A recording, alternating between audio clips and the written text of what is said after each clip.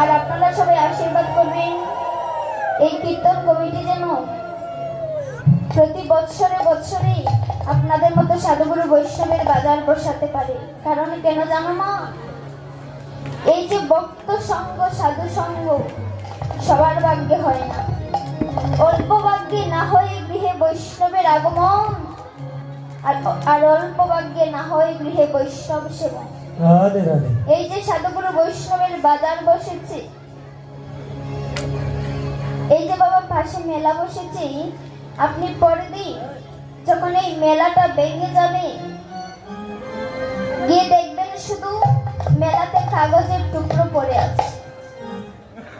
আর আগামী কালকে যখন এই সাধুগুরু বৈষ্ণবের বাজারটা ভেঙে যাবে,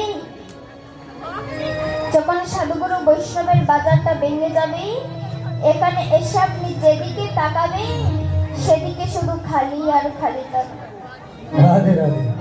পরে থাকবে কি না, পরে থাকবে ভক্তের চরণ ধুলি।